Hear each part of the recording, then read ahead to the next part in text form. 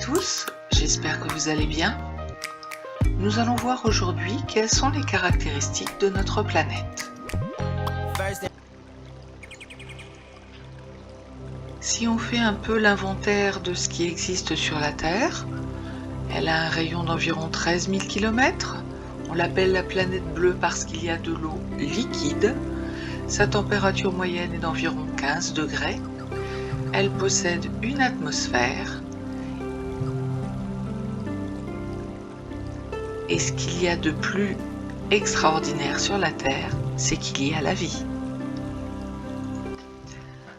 Voyons tout d'abord quels sont les mouvements de la Terre. Vous savez que la Terre tourne sur elle-même en 24 heures, ce qui fait une alternance du jour et de la nuit. Nous savons également que, en France, les jours sont plus longs l'été que l'hiver. On peut se demander quelle est la conséquence si la durée du jour est plus longue que la durée de la nuit. Bien, comme c'est le soleil qui chauffe la Terre, plus vous laissez longtemps le chauffage, plus il fait chaud. Donc l'été, il fait plus chaud que l'hiver, car le soleil chauffe la Terre plus longtemps. En fait, il y a un truc en plus, c'est que l'axe de rotation de la Terre n'est pas vertical, mais incliné, d'environ 23 degrés. C'est ce qu'on appelle l'obliquité. Ici, nous avons le Soleil, là, nous avons la planète Terre. Dans cette position, un rayon ayant un trajet rectiligne va glisser au sommet de la sphère, ce qui fait que, dans cette partie, il fait jour, et ici, nous sommes dans de l'ombre. Donc ainsi, ici, il fait nuit, ici, il fait jour. La Terre tourne sur elle-même, ce qui fait qu'une partie du monde située dans le jour va finir par arriver dans la nuit.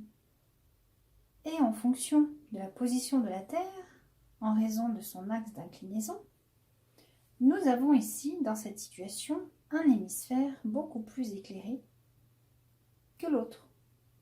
Ce qui fait que, si nos petites aiguilles représentent des petits bonhommes, la durée du jour vécue par le petit bonhomme vert va être plus courte que la durée du jour vécue par le petit bonhomme rose.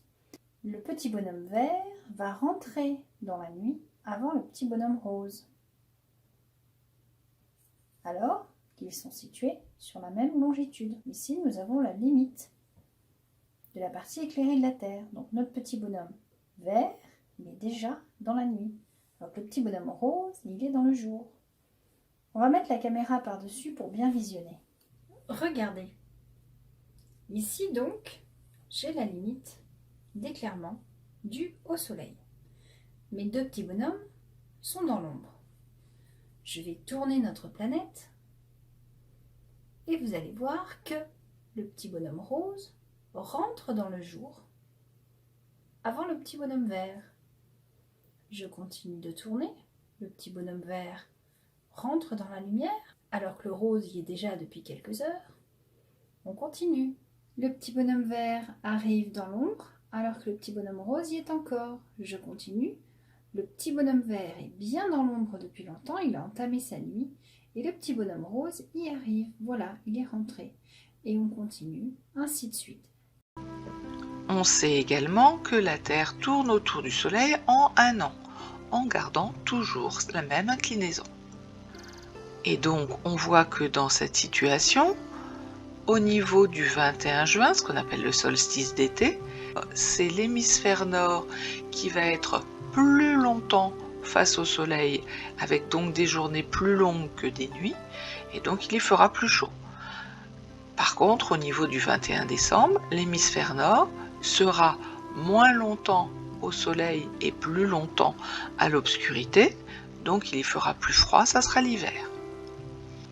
C'est le jour éternel au niveau du pôle nord au solstice d'été, alors que, inversement, au niveau du pôle sud, le pôle ne recevra pas du tout de lumière et ça sera la nuit éternelle.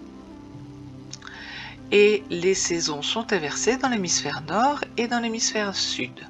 Dans l'hémisphère nord, au niveau de l'été, les jours sont beaucoup plus longs que les nuits, alors que c'est l'inverse dans l'hémisphère sud, les jours sont plus courts que les nuits. Enfin, en raison de l'inclinaison du globe sur son axe de rotation, les régions tropicales et polaires reçoivent bien sûr la même énergie, mais pas sur la même surface. Les rayons qui arrivent au niveau des tropiques vont être beaucoup plus concentrés, ils vont arriver de manière perpendiculaire sur Terre et vont éclairer une petite surface. Alors qu'au niveau du pôle, les rayons arrivent très obliques sur Terre et vont, on peut dire, s'étaler à la surface et vont éclairer une surface beaucoup plus grande. Si on regarde au niveau des tropiques, sur une certaine quantité de rayons solaires, on considère qu'ils arrivent sur 1 mètre carré, alors que la même quantité de rayons de soleil au niveau du pôle éclairerait une surface de 57 mètres carrés. Si vous avez un chauffage pour une petite zone, ça sera beaucoup plus chaud que si le même chauffage doit chauffer une pièce 57 fois plus grande. On peut faire une petite manipulation pour vérifier cela. On peut mettre tout simplement une lampe et faire arriver la lumière perpendiculairement à une surface et on mesure la température à cette surface.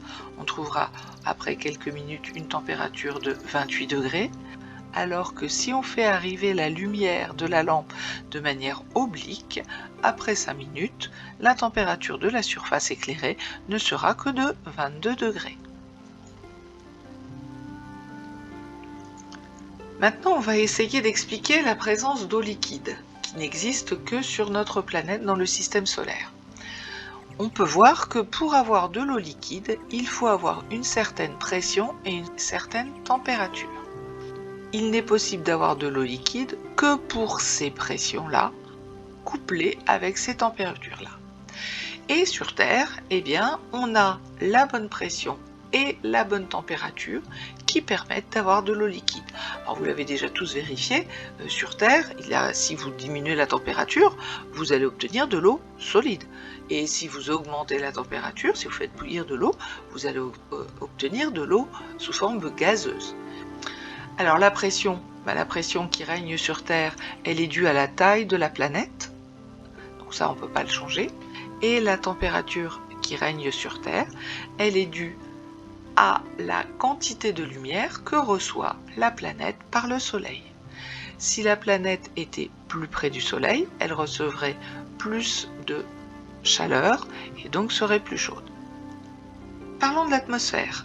La Terre possède une enveloppe gazeuse qu'on distingue ici. C'est ce qu'on appelle l'atmosphère. C'est une couche de gaz d'environ 600 km d'épaisseur. Alors il n'y a pas de l'atmosphère et d'un seul coup plus rien. L'atmosphère est beaucoup plus concentrée près de la surface de la Terre et puis au fur et à mesure elle est de moins en moins conséquente et finit par complètement disparaître. La Lune ou Mars ont beaucoup moins, voire pas du tout, d'atmosphère. En fait, les planètes exercent une force d'attraction, qu'on notera F ici, on dit également la gravité ou force gravitationnelle, sur les objets qui sont situés à proximité.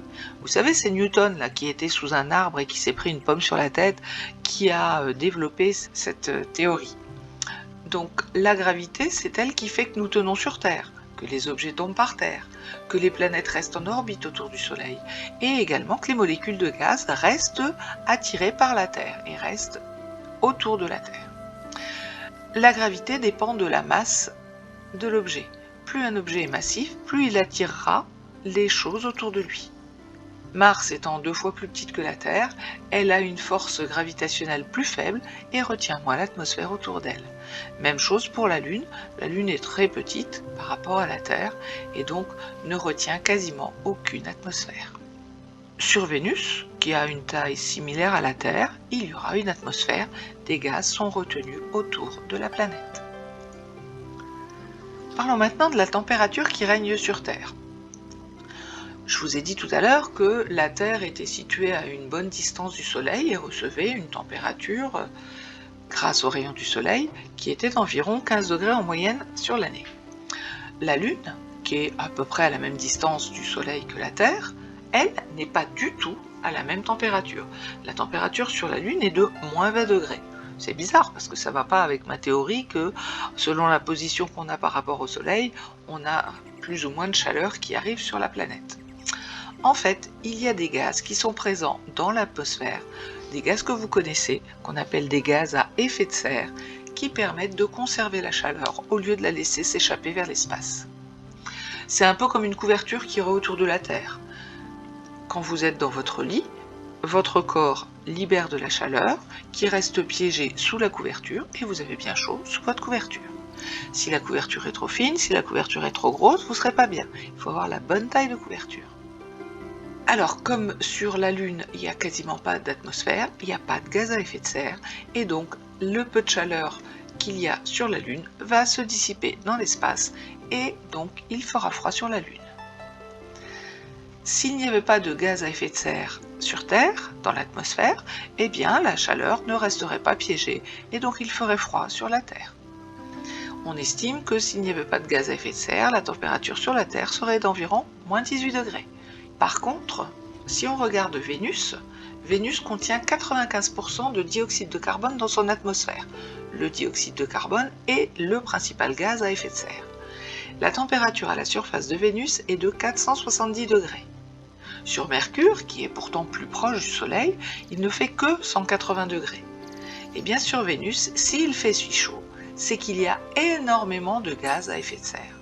Donc la quasi-totalité de la chaleur dégagée par la planète Vénus reste piégée par cette atmosphère épaisse et donc il fait très chaud sur Vénus. Et que se passera-t-il sur Terre si la quantité de dioxyde de carbone continue d'augmenter, comme c'est le cas depuis 150 ans, à cause notamment du rejet de dioxyde de carbone par les transports ou par les usines? Vous avez tous entendu parler du réchauffement climatique. Eh bien, si la quantité de CO2 continue d'augmenter, cela augmente les gaz à effet de serre présents dans l'atmosphère, ce qui va faire augmenter la température à la surface de la Terre, entraînant la fonte des océans, l'élévation du niveau de la mer, accentuant les sécheresses et les périodes d'inondation. Bref, les conditions de vie sur Terre vont se dégrader.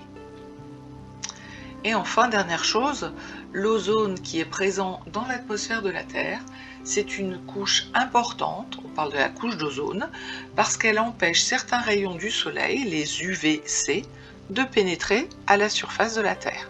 Ces UVC à forte dose sont mortels. C'est parce que nous avons une couche d'ozone que nous pouvons avoir de la vie sur Terre. On peut résumer la présence de la vie sur Terre par un petit schéma de ce type. On peut résumer le cours ainsi.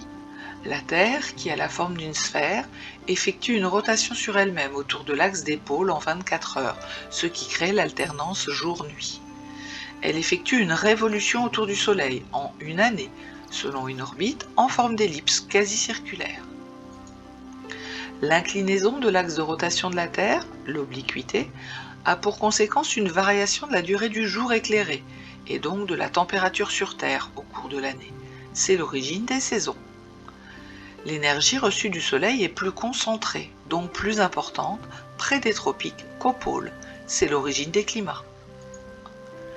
La gravité fait que la Terre retient autour d'elle une couche d'air, l'atmosphère, qui permet, grâce au gaz à effet de serre qu'elle contient, de maintenir une température moyenne de 15 degrés. L'atmosphère de la Terre contient aussi du dioxygène et une couche d'ozone qui protège les êtres vivants de certains rayons nocifs du Soleil. La distance Terre-Soleil et l'effet de serre modéré de notre atmosphère font de la Terre la seule planète du système solaire sur laquelle l'eau est liquide, ce qui est indispensable à la vie. On peut résumer par une jolie carte mentale toutes les caractéristiques de la Terre. Voilà, c'est terminé pour aujourd'hui. Bonne journée à vous!